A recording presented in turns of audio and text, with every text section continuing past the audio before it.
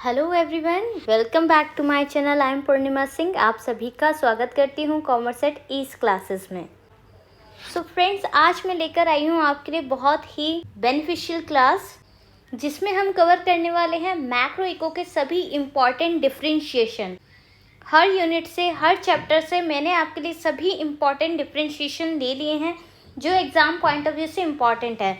तो ये सारे डिफरेंशिएशन हम आज एक ही क्लास में एक सिंगल लेक्चर में कवर करने वाले हैं। सो इससे आपको इधर उधर कहीं पर भी वीडियोस देखने की ज़रूरत नहीं है। सिर्फ एक इस सिंगल क्लास में आप मेरी अपनी सारी यूनिट के डिफरेंशिएशन कवर कर सकते हैं। तो सिर्फ इन कुछ डिफरेंशिएशन से आपके बहुत सारे क्वेश्चंस कवर होने वाले हैं। तो मैं आपसे रिक्वेस्ट करूंगी कि आप इस वीडियो को ज़रूर देखिए, ताकि आपके सभी जो डाउट्स हैं, सभी जो मैक्सिमम क्वेश्चंस हैं, वो इस सिंगल वीडियो से कवर हो जाएंगे आपके। तो चलिए बिना देर करे चलते हैं हमारे फर्स्ट डिफरेंशिएशन पर। फर्स्ट डिफरेंशिएशन है हमारी यूनिट 1 से रिलेटेड नेशनल इनकम। तो समझते हैं इसको। ये सभी डिफरेंशिएशन जो आज हम डिस्कस करने वाले हैं वो मैंने आपको अपने लेक्चर्स में करा रखे हैं। तो आप प्रीवियस क्लासेस जाके देखेंगे तो उसमें आपको डिटेल क्लास मिल जाएगी। ठीक है, आज की क्लास का मोटिव है कि आपके सारे डिफरेंशिएशन जो हैं वो आपको सिंगल क्लास में अवेलेबल हो जाए। दैट्स वाई ये क्लास बनाई गई है। और अगर आपको अपना सिलेबस कवर करना है फुल मैक्रो इकोनॉमिक्स का, तो आप प्लेलिस्ट में जाकर देख सकते हैं। यूनिट वाइज वहाँ पर आपको सभी चैप्टर्स और यूनिट अवेलेबल मिल जाएगी। तो सबसे पहले फैक्टर इनकम और ट्रांसफर इनकम में डिफरेंशिएशन समझ लेते हैं। फर्स्टली फैक्टर इनकम का meaning. Factor income is received for rendering productive activity. Factor income वो इनकम होती है एक पर्सन की जो उसकी कोई एक्टिविटी करने के बाद उसे मिलती है। लाइक लेबर है, अगर लेबर कोई काम करता है उसके बदले उसको क्या मिलेगा? वेजेस मिलेगी, राइट। अगर कोई एंटरप्रेन्योर बिजनेस सेट करता है तो उसको उसके बदले क्या मिलेगा? उसके बदले उसे प्रॉफिट मिलेगा। ठीक है, तो ये एक्टिविटीज़ हैं। अगर कोई पर्सन कोई एक्टिविटी करता है उसके बाद उसको जो भी उसका मेहनताना मिलता है या सैलरी मिलती है वो उसके फैक्टर इनकम में आती है। क्लियर है। और वहीं हम बात करें ट्रांसफ़र इनकम की, तो transfer income is received without rendering productive activity. तो फैक्टर इनकम प्रोडक्टिव एक्टिविटी करने के बाद मिलता है। रेंडरिंग मतलब डूइंग, कुछ काम करना। ठीक है, तो कोई अगर प्रोडक्टिव काम करते हैं जिससे कुछ जनरेट हो रहा है, वो हमारी फैक्टर इनकम हुई। और ट्रांसफ़र इनकम वो इनकम हुई जो बिना किसी एक्टिविटी के, बिना किसी मेहनत के हमारे को मिल रहा है। ट्रांसफ़र इनकम का एग्जाम्पल लाइक गिफ्ट्स। जैसे हमारे बर्थडे पे कोई हमें गिफ्ट देता है तो उसमें हमने क्या मेहनत की? कोई मेहनत थोड़ी ना की। क्रिसमस है, उस पर गिफ्ट्स मिलते हैं, तो ये हमारे ट्रांसफ़र इनकम में आएगी। वो सारी इनकम ट्रांसफ़र इनकम में आ जाती है जो बिना किसी एक्टिविटी के करे हुए हमें मिलती है। नेचर कैसा है? फैक्टर इनकम का नेचर बायलैटरल होता है, यानी कि दो पार्टीज इंक्लूड होती है। एक वो पार्टी जो काम कर रही है और दूसरी पार्टी वो जो उसे पे कर रही है। लाइक लेबर जो है वो काम कर रहा है तो लेबर को उसका ऑनर जो होगा वो वेजेस देगा। ठीक है, किसको देगा? लेबर को देगा। समझ रहे हो? तो इसमें दो पार्टी इन्वॉल्व हो गई, लेबर और ऑनर। क्लियर है। उसी तरह ट्रांसफ़र इनकम जो होती है वो यूनिलेटरल इन नेचर होती है, यानी कि उसमें सिर्फ रिसिप्ट का कॉन्सेप्ट होता है। अब क्रिसमस है, उस पर हमें गिफ्ट मिल रहा है तो वो यूनिलेटरल हो गया, क्योंकि उसमें हम सिर्फ रिसीव कर रहे हैं। ज़रूरी नहीं है कि हमारे को उसका पे बैक करना पड़ेगा। ठीक है। National income. फैक्टर इनकम हमेशा नेशनल इनकम में इंक्लूड होती है, तो factor income is included in national income. और ट्रांसफ़र इनकम जो होती है हमारी, क्योंकि वो बिना किसी एक्टिविटी के करे हुए हुई है तो इसलिए वो इंक्लूड नहीं होती है हमारे नेशनल इनकम में। एग्जाम्पल देख लेते हैं।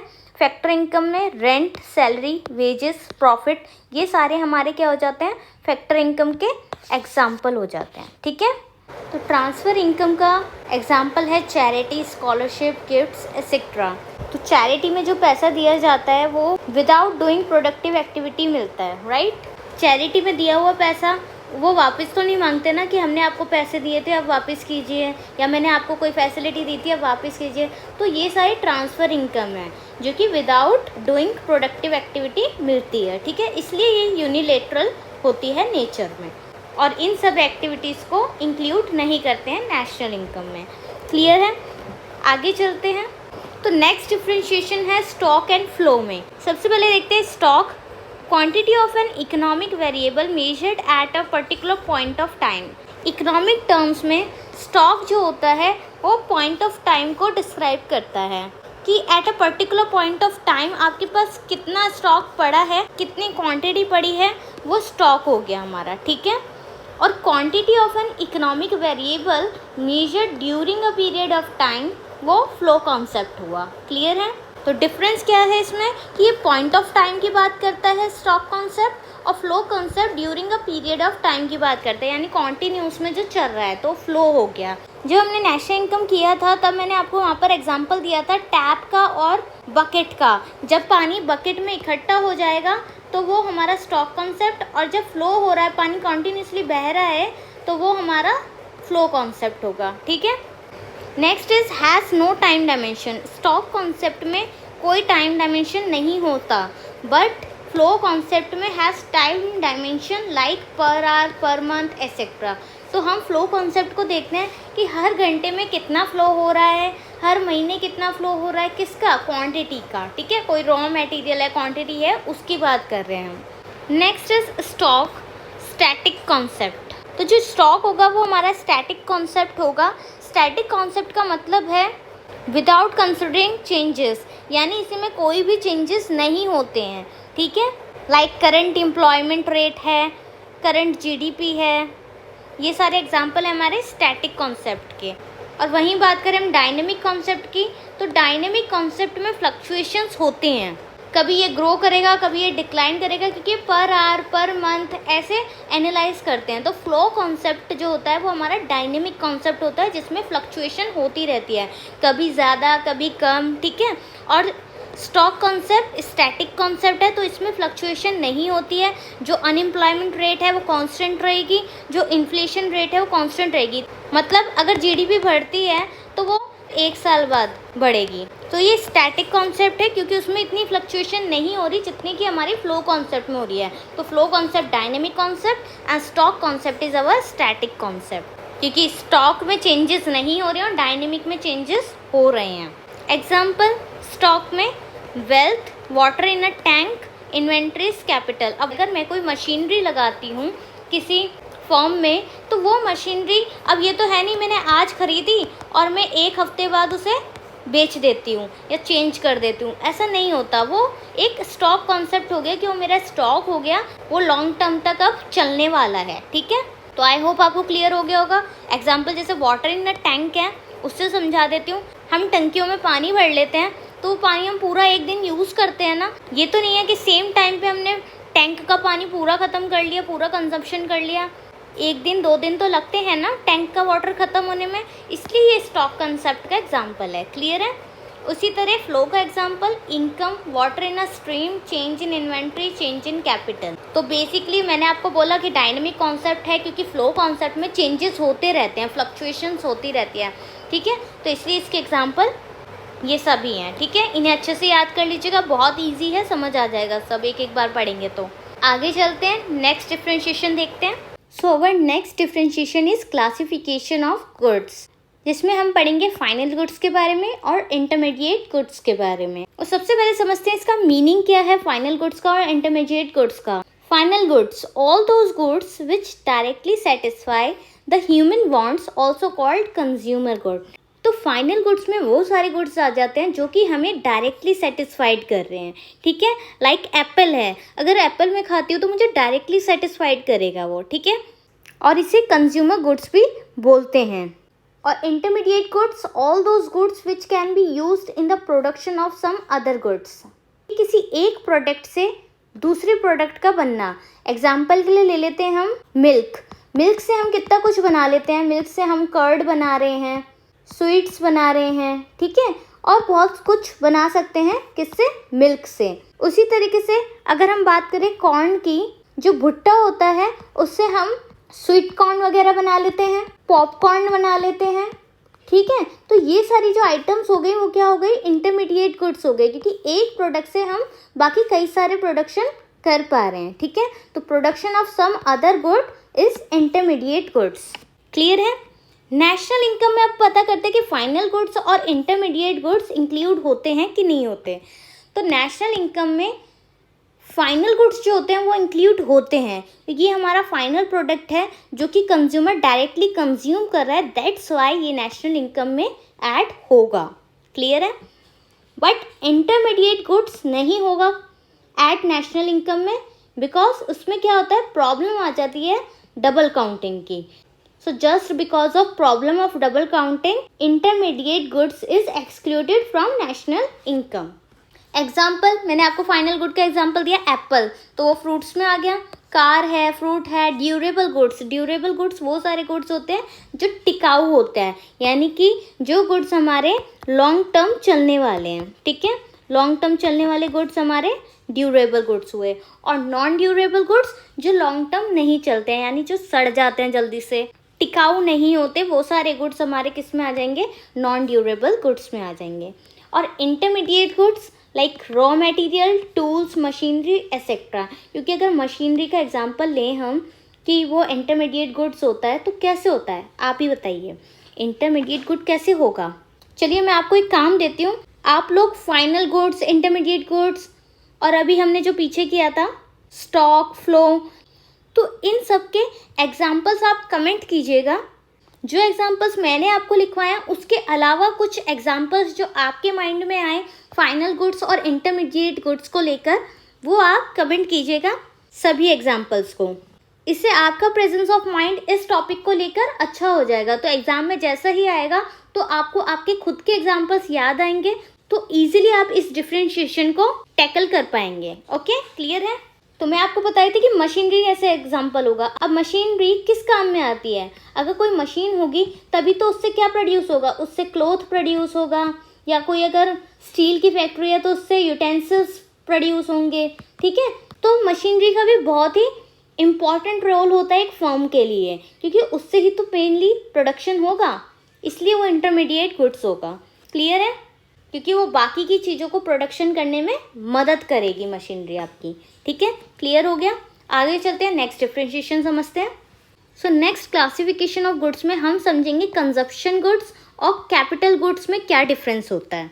तो कंजप्शन गुड्स वो गुड्स होते हैं हमारे जो कि हम डायरेक्टली कंज्यूम करते हैं। ठीक है, तो कंजप्शन गुड्स भी वही गुड्स होते हैं जिन्हें हम कंज्यूमर गुड्स कहते हैं। So consumer goods are those goods which are directly used for satisfaction of human wants, यानी कि एक ह्यूमन की वांट को सेटिस्फाइड जो करती है वो कंज्यूमर गुड करती है, वो भी डायरेक्टली करती है। क्लियर है?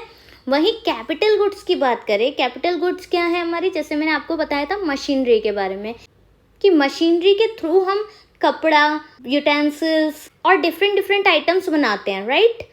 तो कैपिटल गुड्स वो गुड्स होंगे जो कि डायरेक्टली सेटिस्फाइड नहीं करेंगे लोगों को। अब मशीनरी का मैंने आपको एग्जांपल दिया, इसका मतलब ये है कि मशीनरी जो है वो एक हमारा कैपिटल गुड हो गया जो कि मदद कर रहा है हमारे प्रोडक्ट को प्रोड्यूस करने में। तो वो हमें डायरेक्टली सेटिस्फाइड कैसे कर सकता है?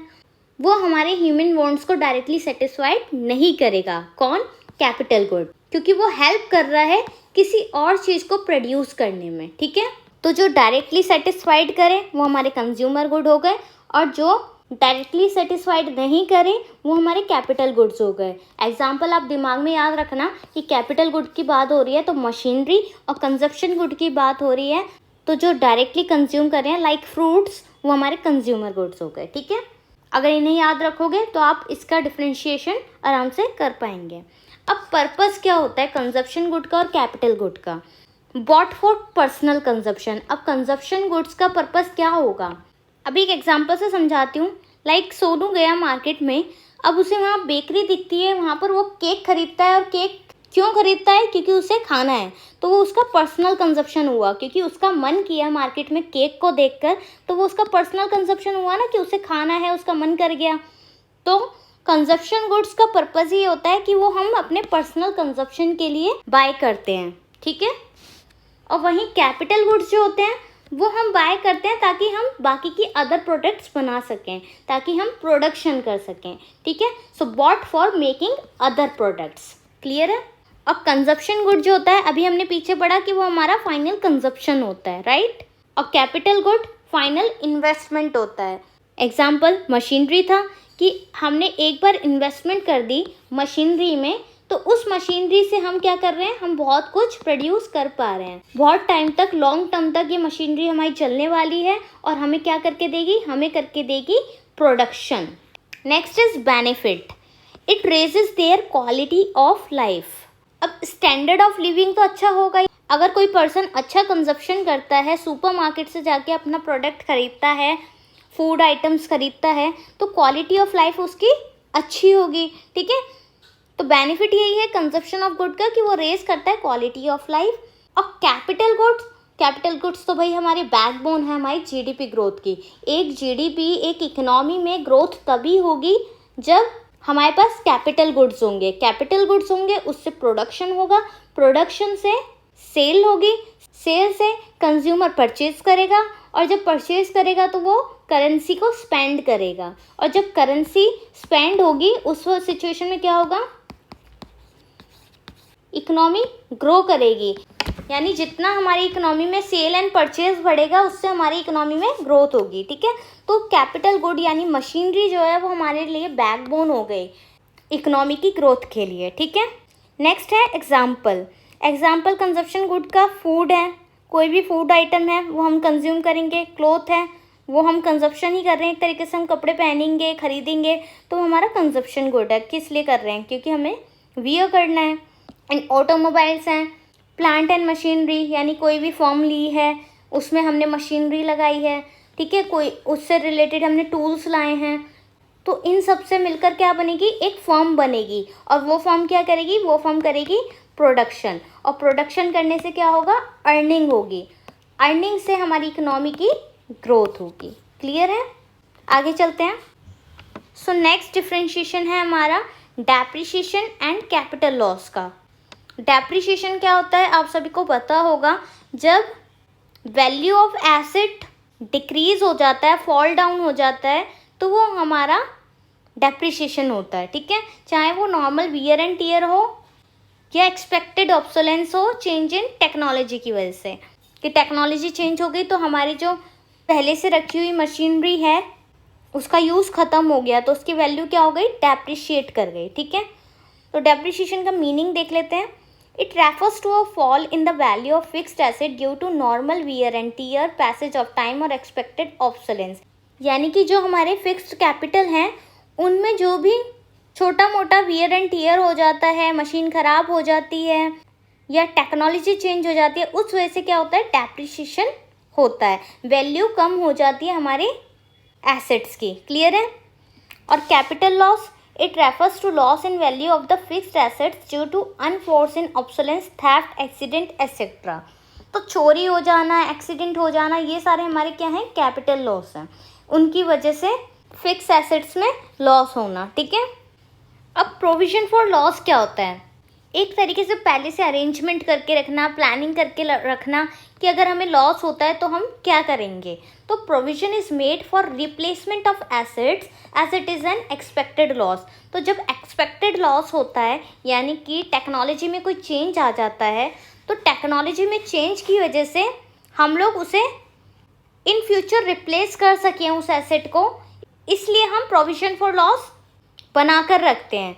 ठीक है, इससे क्या होता है कि आने वाले फ्यूचर में अगर हमारा इन फ्यूचर टेक्नोलॉजी चेंज होती है तो हम अपने एसेट्स को रिप्लेस कर पाएँ। क्लियर है। अब लाइक पहले हर कंपनी में कंप्यूटर्स होते थे, ठीक है, बट आज के टाइम में कंप्यूटर्स के रिप्लेस करके क्या आ गए हैं, लैपटॉप्स आ गए हैं, आईपैड्स आ गए हैं। ठीक है, तो जो ये लैपटॉप्स आईपैड हैं वो कम स्पेस घेरते हैं, तो लोग क्या प्रेफर करेंगे, ज़्यादा लैपटॉप्स प्रेफर करेंगे, आईपैड प्रेफर करेंगे। तो इन्होंने किसकी जगह छीन ली है, कंप्यूटर की जगह छीन लिया, किन्होंने, लैपटॉप ने और आईपैड वगैरह ने। क्लियर है। तो इन सब लॉसेस के लिए पहले से ही प्रोविजंस बना के रखते हैं। अब बात करें कैपिटल लॉस की, तो no such provision is made in case of capital loss as it is unexpected loss. But capital loss की सिचुएशन में कोई प्रोविजंस नहीं बना के रखते हैं, क्योंकि ये अनएक्सपेक्टेड लॉस होते हैं, क्योंकि ये हमें पता नहीं होता कि इन फ्यूचर ऐसा भी कुछ हो सकता है। अब सोचिए कि अर्थक्वेक आ जाता है, तो ये अनएक्सपेक्टेड लॉस होगा ना, जो भी होगा, तो इनके लिए कोई प्रोविजंस नहीं होती, क्योंकि हमने एक्सपेक्ट ही नहीं किया था कि ऐसा भी कुछ हो सकता है। ठीक है, production process, it does not hamper the production process and it hampers the production process.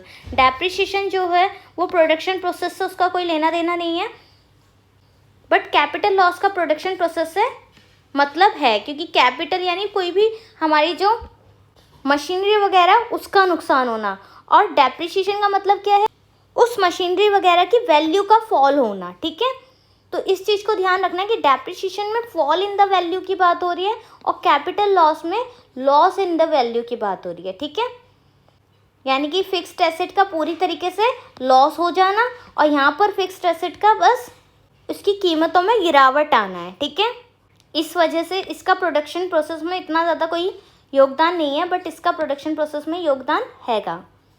ये इफ़ेक्ट करेगी प्रोडक्शन प्रोसेस को, क्योंकि जब मशीनरी ही पूरी टूट जाएगी, ख़राब हो जाएगी, अर्थक्वेक आ गया, उसके ऊपर मशीनरी ख़राब हो गई हमारी, तो उस सिचुएशन में हम प्रोडक्शन कर पाएंगे नहीं।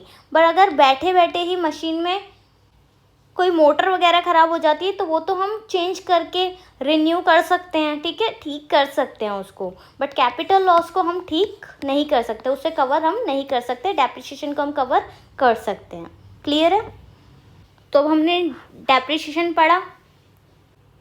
अब हम देखते हैं expected obsolescence and unexpected obsolescence में क्या डिफरेंस है।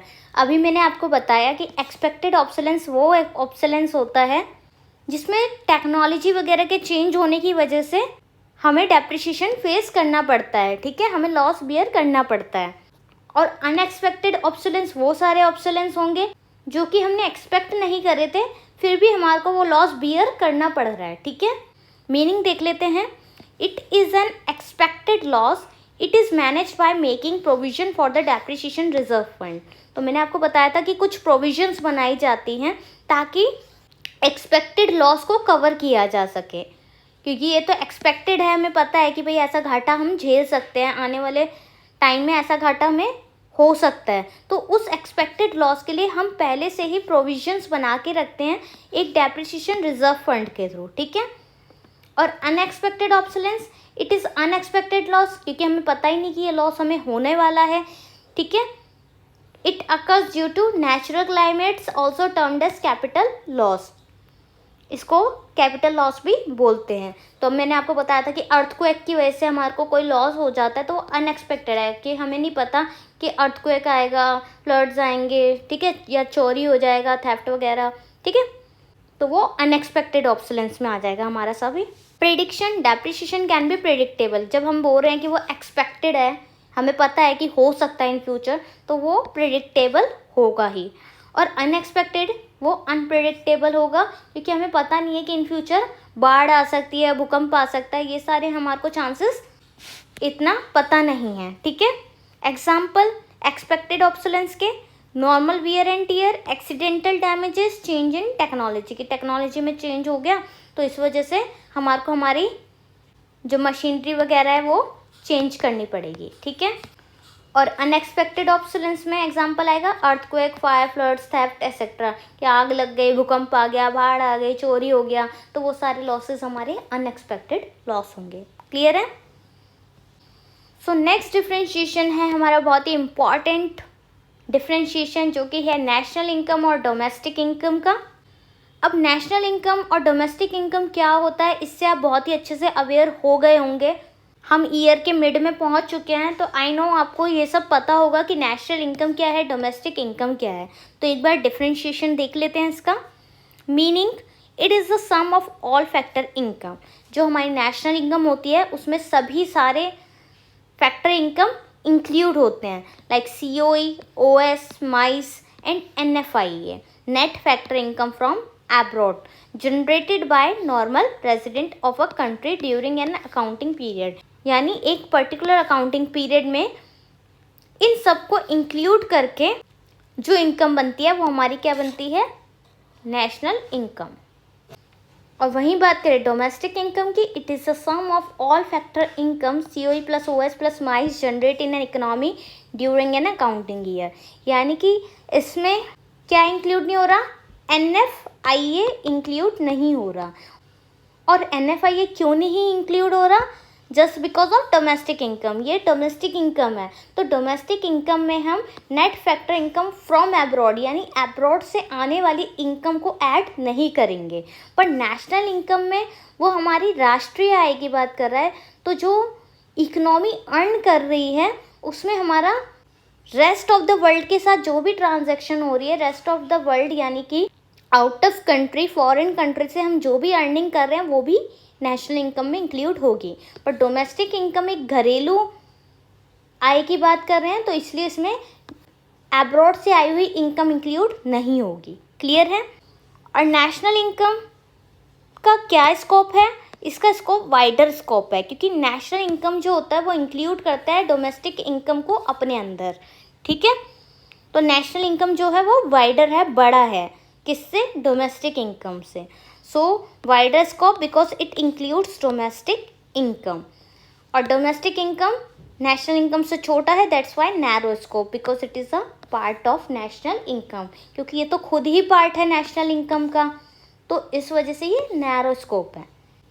और मैंने आपको बताया NFIA नेशनल इनकम में इंक्लूड होगा और डोमेस्टिक इनकम में इंक्लूड नहीं होगा, दैट्स वाई एक्सक्लूडेड। अगर आपको न्यूमेरिकल्स आते हैं और वहाँ NFIA होता है और आपको डोमेस्टिक इनकम निकालनी है, आपको NFIA वहाँ पर एक्सक्लूड करना होगा, माइनस करना होगा। ठीक है, देखिए मैंने इलस्ट्रेशन में समझा रखा है ये भी आपको। Like NNP at FC, NNP at FC क्या है आप सभी को पता होगा, net national product at factor cost. तो जब हम फैक्टर कॉस्ट की बात कर रहे हैं, नेशनल इनकम की बात कर रहे हैं, तो वहाँ पर हम net domestic product factor cost लेंगे प्लस NFIA, क्योंकि वो सभी इनकम्स को ऐड करता है, जितनी भी फैक्टर इनकम है उसको नेशनल इनकम ऐड करता है। इस वजह से उसमें जो अब्रॉड से अर्न कर रहे हैं वो भी आएगा और जो डोमेस्टिक इनकम है वो भी ऐड होगी। ठीक है, वहीं अगर हम NDP at FC की बात करें, net domestic product at factor cost, तो इसमें नेशनल इनकम में से NFIA को निकाल देंगे। जो हमारे पास नेशनल इनकम दे रखी है उसमें से जो भी अब्रॉड से अर्निंग हुई है उसे माइनस कर देंगे, तो हमारी डोमेस्टिक इनकम हम निकाल लेंगे कि डोमेस्टिक इनकम हमने कितनी अर्न की है। क्लियर है? आई होप आपको बहुत ही अच्छे से क्लियर हुआ होगा इन सब का डिफ्रेंशिएट। आगे चलते हैं।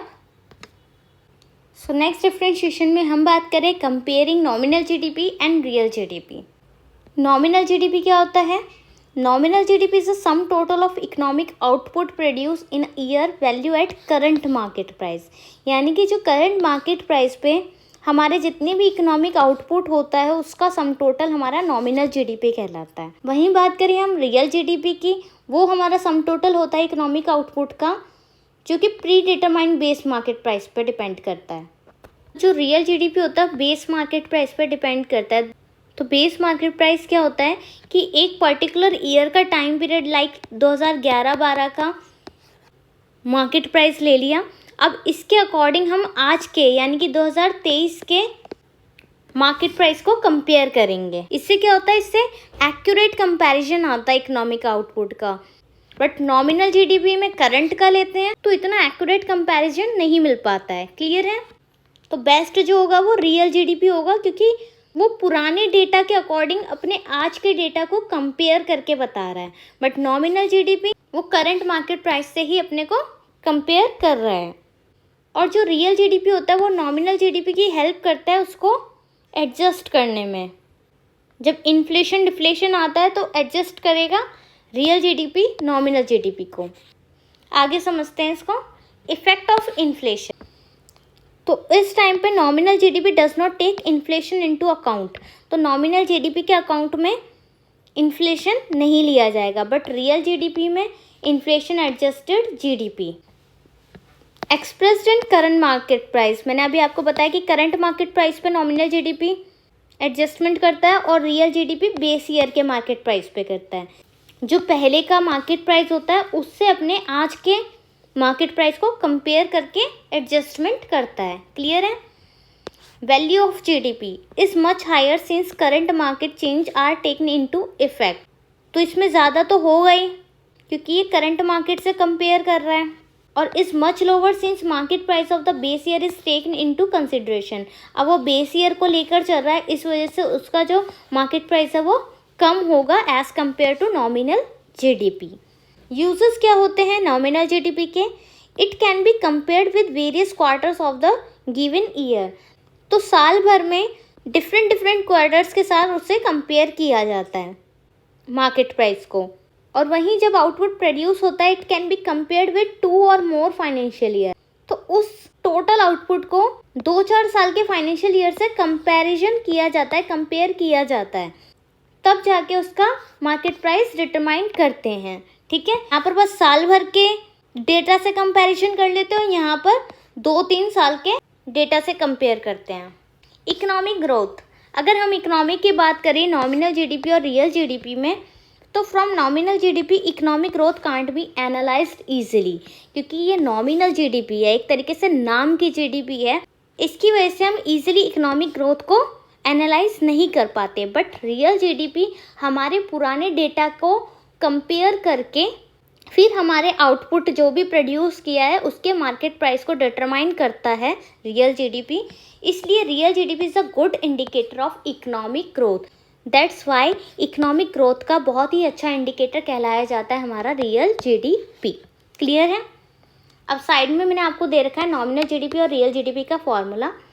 Nominal GDP including real GDP into price index upon में 100, ये इसका फॉर्मूला है नॉमिनल जीडीपी का।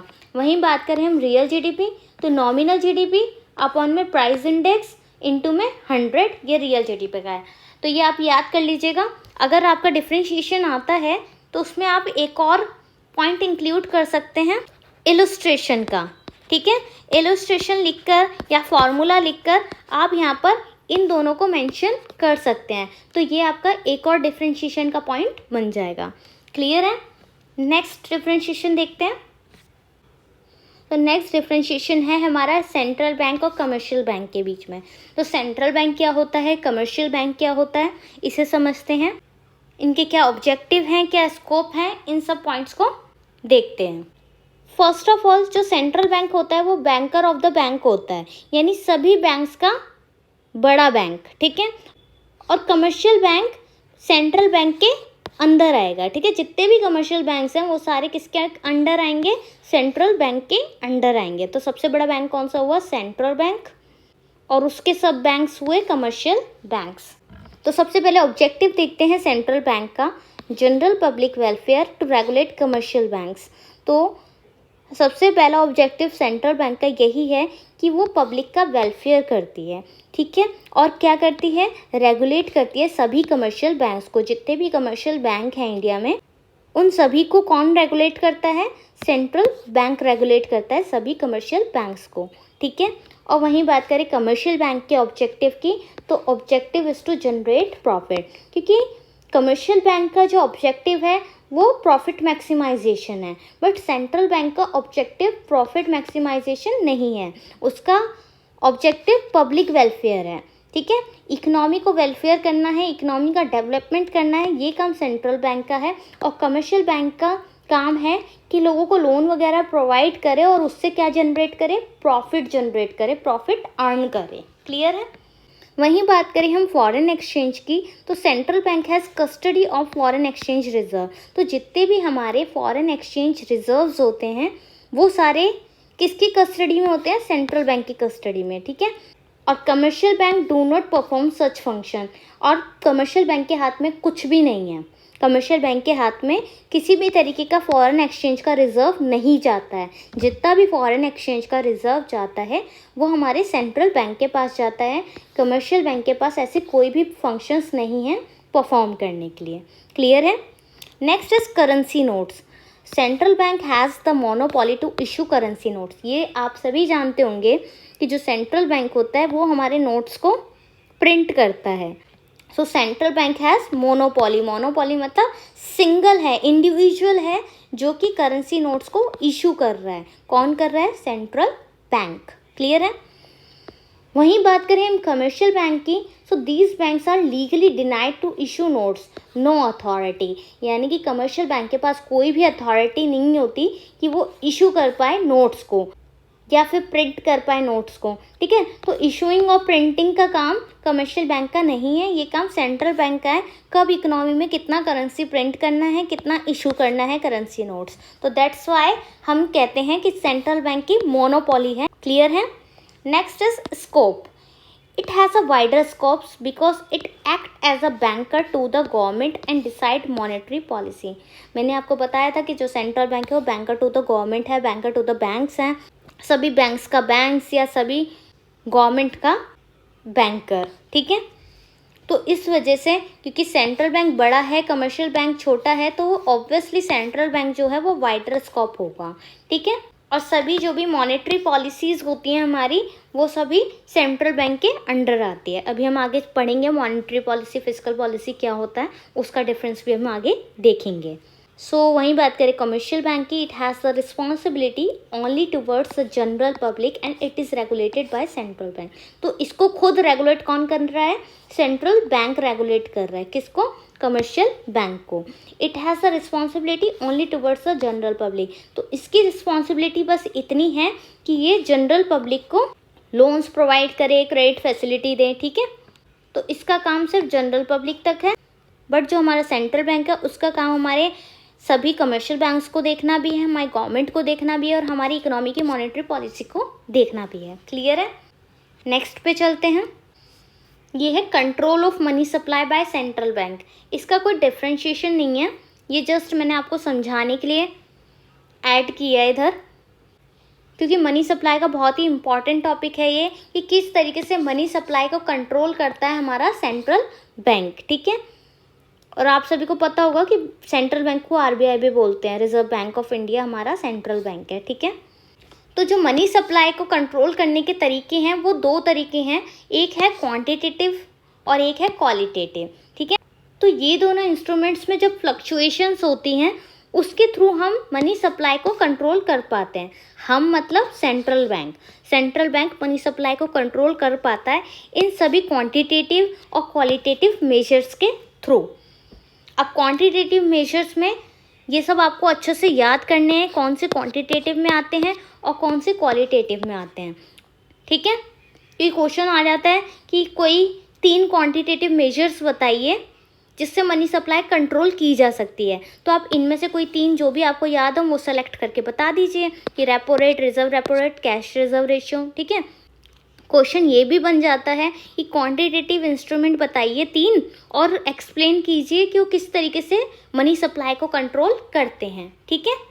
तो ये याद होने चाहिए आपको, bank rate, repo rate, reverse repo rate, cash reserve ratio, statutory liquid ratio, open market operation.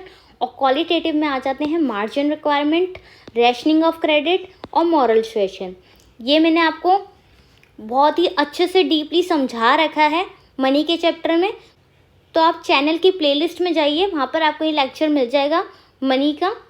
उधर हमने 1 शॉट में पूरा चैप्टर कवर कर रखा है, तो आप इजीली विदिन 30-40 मिनट्स में आप अपना मनी का चैप्टर कंप्लीट कर लेंगे, ठीक है। तो ज़रूर जाइएगा और उस वीडियो को देखिएगा।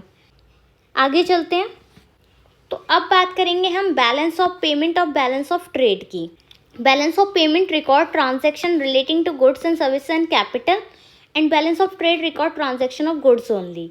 यानी जो भी गुड्स, सर्विसेज, कैपिटल हैं वो सब हमारा बैलेंस ऑफ पेमेंट में आ जाएगा। और जब हम ट्रेड की बात करेंगे तो ट्रेड में सिर्फ हम गुड्स से ही ट्रेड करते हैं, ठीक है। It record transaction of goods only. Clear है। जब ट्रेड की बात करें तो गुड्स ओनली, और जब पेमेंट की बात करें तो हम उसमें गुड्स, सर्विसेज एंड कैपिटल तीनों को इंक्लूड करेंगे। क्लियर है। BOP include visible and invisible trade. Visible जो दिखता है और इनविजिबल जो नहीं दिखता है, यानी इनविजिबल यानी सर्विसेज आ जाएगी इनविजिबल में, क्योंकि सर्विसेज हमें दिखती नहीं है बट हम काम कर रहे हैं कोई, तो वो इनविजिबल ट्रेड हुआ। So that's why BOP include visible and invisible both trade. But balance of trade सिर्फ गुड्स में काम कर रहा है, सिर्फ गुड्स को ही ट्रेड कर रहा है, दैट्स वाई वो सिर्फ विजिबल ट्रेड में आएगा। Balance of trade include only visible trade item. Next is BOP always show balance account because it is based on double entry book keeping. BOP जो है वो डबल एंट्री बुक कीपिंग के records रखता है, that's Y वो कौन सा account show करता है, बैलेंसिंग अकाउंट करता है। बैलेंस ऑफ पेमेंट से ही समझ आ रहा होगा, जो बैलेंस बना के रखे पेमेंट्स के बीच में, ठीक है, but balance of trade can be favourable and unfavourable and balance. But जो बैलेंस ऑफ ट्रेड है वो फेवरेबल भी हो सकता है, अनफेवरेबल भी, बैलेंस्ड भी हो सकता है। कैसे? अगर सरप्लस हुआ तो वो क्या हुआ, वो हमारा फेवरेबल हुआ। अगर डेफिसिट हुआ तो वो हमारा अनफेवरेबल हो गया। और अगर बैलेंस्ड हुआ तो वो तो बैलेंस है ही। अब इसका मतलब क्या है? सरप्लस कब होगा? जब हमारे एक्सपोर्ट ज़्यादा हैं हमारे इंपोर्ट से। और डेफिसिट कब होगा? जब हमारे एक्सपोर्ट्स कम हैं इंपोर्ट से, यानी इंपोर्ट ज़्यादा कर रहे हैं हम। इंपोर्ट यानी कि ज़्यादा से ज़्यादा सामान बाहर से मंगा रहे हैं, तो वो हमारे लिए अनफेवरेबल कंडीशन हो गई कि हमारा सामान बाहर नहीं जा रहा है दूसरी कंट्री में, उल्टा हम बाहर की कंट्री से इंपोर्ट करा रहे हैं सामान, तो वो हमारे लिए कौन सी कंडीशन हो गई? अनफेवरेबल कंडीशन हो गई। और बैलेंस्ड में क्या होगा? जितना हमारा एक्सपोर्ट है उतना ही हम इंपोर्ट कर रहे हैं, ठीक है, तो वो हमारा बैलेंस्ड कंडीशन हुआ। क्लियर है? Next point, it is wider concept and it includes balance of trade. क्योंकि बैलेंस ऑफ पेमेंट में इंक्लूड होता है बीओटी, क्योंकि ये गुड्स की बात ही कर रहा है सिर्फ, और ये गुड्स, कैपिटल, सर्विस सबकी बात कर रहा है, तो इस वजह से बैलेंस ऑफ ट्रेड इंक्लूड होता है बैलेंस ऑफ पेमेंट में, इसलिए वाइडर कॉन्सेप्ट है। और ये नैरो कॉन्सेप्ट है क्योंकि ये पार्ट है बैलेंस ऑफ पेमेंट का। क्लियर है? आगे चलते हैं। सो नेक्स्ट हमारा डिफरेंशिएशन डिस्कस करना है हमारे को फिक्स्ड एक्सचेंज रेट और फ्लेक्सिबल एक्सचेंज रेट का। इन्हें भी आपको देखकर ही समझ आ रहा होगा फिक्स्ड एक्सचेंज रेट और फ्लेक्सिबल एक्सचेंज रेट क्या है। जल्दी से देख लेते हैं इसका meaning. Fixed exchange rate system, the value of country's currency is pegged or fixed to the value of another currency or a basket of currencies. जब हम कोई भी अपनी एक्सचेंज रेट को फिक्स कर लेते हैं दूसरी करेंसी के साथ, तो वो हमारी फिक्स्ड एक्सचेंज रेट होती है। जैसे फिक्स्ड हो गया कि $1 हमारे यहाँ के 80 रुपये के इक्वल है, तो ये एक तरीके से पैक्ड हो गई ना कि वैल्यू की अगर हमारे को डॉलर में ट्रांजैक्शन करनी है तो हम $1 के 80 रुपये देंगे, ठीक है, तो वैल्यू फिक्स्ड कर दी गई है। वहीं बात करें फ्लेक्सिबल एक्सचेंज रेट की, तो flexible exchange rate, the value of country's currency is determined by the supply and demand in foreign exchange market. तो ये डिपेंड करता है कि जो हमारी फॉरेन एक्सचेंज मार्केट है उसका डिमांड एंड सप्लाई कैसा है। तो जो हमारी मार्केट फोर्सेस हैं, सप्लाई एंड डिमांड, वो डिसाइड करेगा कि वैल्यू ऑफ कंट्रीज करेंसी क्या होगी। Next is the central bank of the country actively intervene in the foreign exchange market. तो जो फॉरेन एक्सचेंज मार्केट है उसमें सेंट्रल बैंक जो होती है वो एक्टिवली इंटरवेंशन करती है। वहीं फ्लेक्सिबल एक्सचेंज रेट में is allowed to fluctuate freely. Flexible exchange rate में ये है कि ईजिली फ्लक्चुएट कर सकता है, कभी अप हो सकता है, कभी डाउन हो सकता है। लाइक इन्फ्लेशन है, महंगाई हो गई, तो उस वजह से हमारी जो एक्सचेंज रेट है उसमें फ्लक्चुएशंस आएगा ना, उसमें चेंज आएगा ना। बट फिक्स एक्सचेंज रेट में ऐसा नहीं है, क्योंकि जब वैल्यू पहले से ही फिक्स्ड है तो इन्फ्लेशन आए, डिफ्लेशन आए, उससे इस पर इफेक्ट नहीं होगा, ठीक है। So responding to market forces such as change in interest rate, inflation and trade balance, तो इन सब की वजह से हमारे एक्सचेंज रेट में फ्लक्चुएशंस आती रहती है। एग्जाम्पल ले लेते हैं। Example of fixed exchange rate system include currency packs to the US dollar और the euro। अभी मैंने आपको बताया कि $1 जो है वो 80 रुपये से फिक्स कर दिया गया, उसी तरीके से यूरो को 100 रुपीज़ से फिक्स कर दिया गया है। वहीं फ्लेक्सिबल एक्सचेंज रेट की बात करें तो many major economies including the US, Canada, Japan follow a flexible exchange rate system. US, Canada, Japan, ऐसी कई सारी कंट्रीज़ हैं जो कि फ्लेक्सिबल एक्सचेंज रेट सिस्टम को फॉलो करती है, ठीक है। सो नेक्स्ट और लास्ट डिफ्रेंशिएशन है हमारा एप्रिसिएशन ऑफ करेंसी और डेप्रिसिएशन ऑफ करेंसी। ये डिफ्रेंशिएशन हमारे फॉरेन एक्सचेंज मार्केट का है। सो देखते हैं एप्रिसिएशन ऑफ करेंसी क्या होता है। When the value of the domestic currency is increased in terms of the value of foreign currency, it is called appreciation of currency। अब जब हमारी डोमेस्टिक करेंसी इंक्रीज होगी फॉरेन करेंसी के मुकाबले, तब हमारा एप्रिसिएशन ऑफ करेंसी होगा। और वहीं अगर हमारी डोमेस्टिक करेंसी कम होगी फॉरेन करेंसी से, तो वो हमारा डेप्रिसिएशन ऑफ करेंसी होगा। क्लियर है? बेसिक सा कॉन्सेप्ट है। एग्जाम्पल से देख लेते हैं इसे, फिर बहुत अच्छे से समझ आ जाएगा आपको ये। If US dollar is exchanged for rupees 80 and now we have to pay rupees 75 for $1, then it will called an appreciation of domestic currency। अब देखिए, पहले हमें 80 रुपीज़ देने पड़ रहे थे, अब हमें 75 देने पड़ रहे हैं, यानी पहले से हम कम पे कर रहे हैं। किसके लिए? $1 के लिए।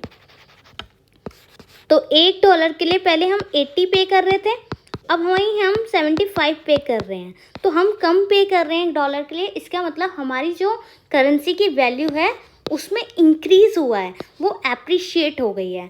ठीक है, एप्रिशिएशन आने की वजह से अब जो दूसरी कंट्री का $1 है, जहाँ हम उसे 80 रुपये दे रहे थे उसके लिए, अब वहाँ हम 75 देंगे। भाई हमें आपको 5 रुपये ज़्यादा क्यों दें, हमारी कंट्री की करेंसी तो इंक्रीज़ हो गई है।